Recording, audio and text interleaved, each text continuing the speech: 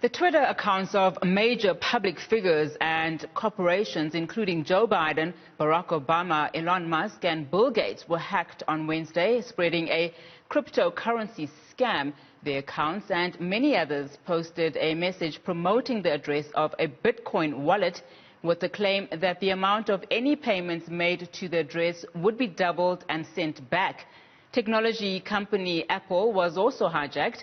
Twitter was only able to stop it by preventing verified accounts from tweeting at all. Now, the incident has raised security concerns for the social media platform.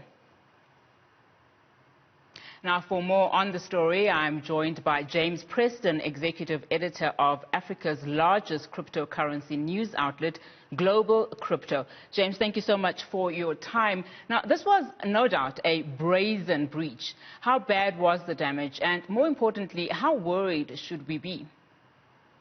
Indeed, Unati, good afternoon. This certainly was brazen, as you say. This was in our minds, the greatest social media hack of all time to date.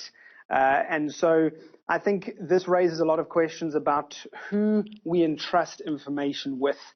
Of course, media outlets have long been in trouble because media outlets these new digital platforms such as Twitter, Facebook, etc., have become the new forms of media consumption. But now we see a hack such as this means all of a sudden trust is becoming an even greater issue, because if verified accounts such as Joe Biden, Bill Gates, even the Prime Minister of Israel was breached, then who do you trust?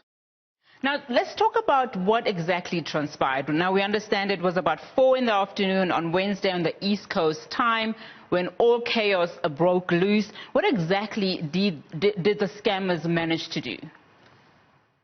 So it started with cryptocurrency exchanges and cryptocurrency Twitter accounts. The likes of Changpeng Zhao, who is the CEO of the world's largest cryptocurrency exchange, Binance, the second largest cryptocurrency exchange, Coinbase as well, and then a number of other cryptocurrency accounts were breached. All of them verified, all of them with well over 1 million followers on Twitter. Justin Sun, the CEO of Tron Network, has 2.1 million followers, for instance. That's where it started.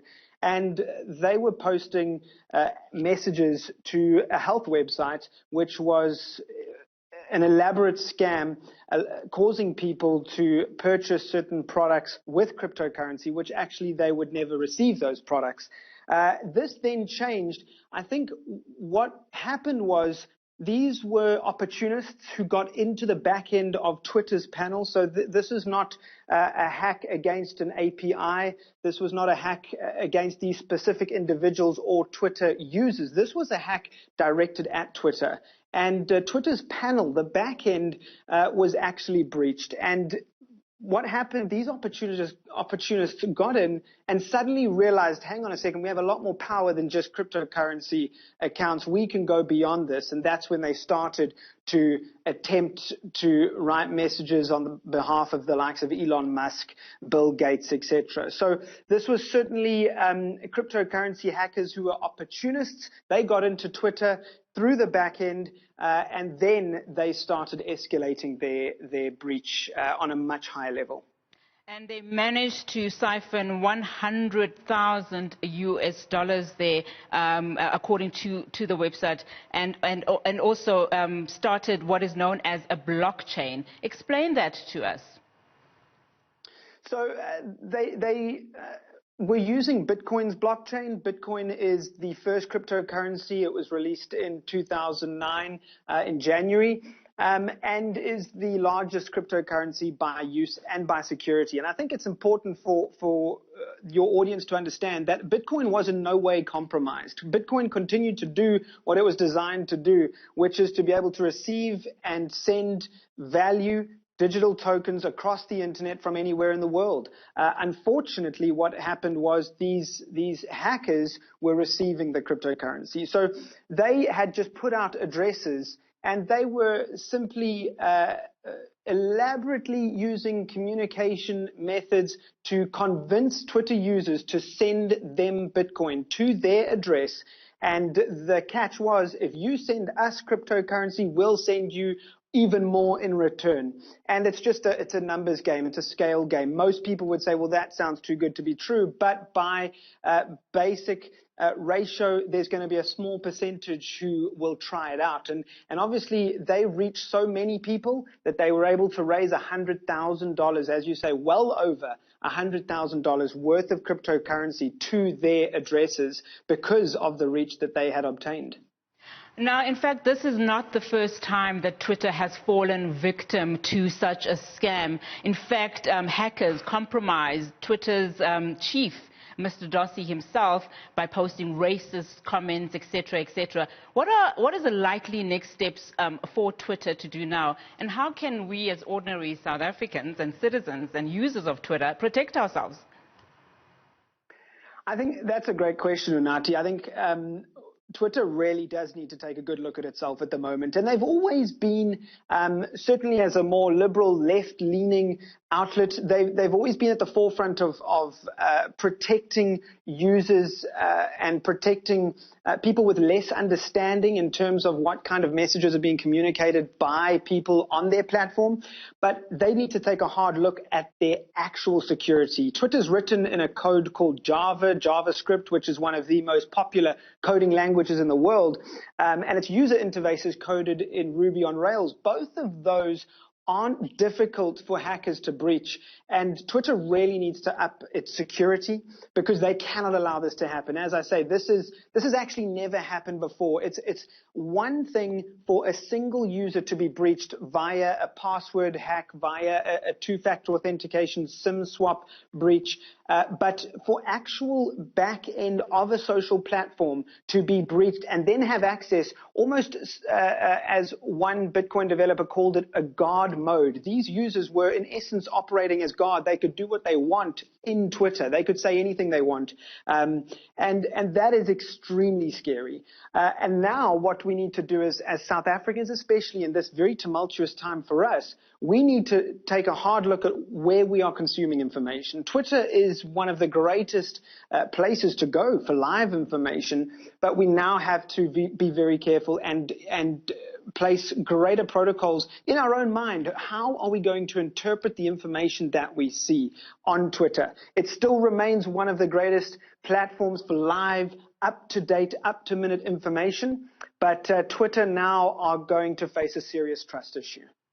Now, James, you've mentioned two things before I let you go that are very concerning for me. Firstly, that this is the first time that it's happened on Twitter. But secondly, that these criminals, for lack of a better word, are actually now starting to become more and more brazen. Now, the way in which they went about doing this was to solicit money from Twitter handlers.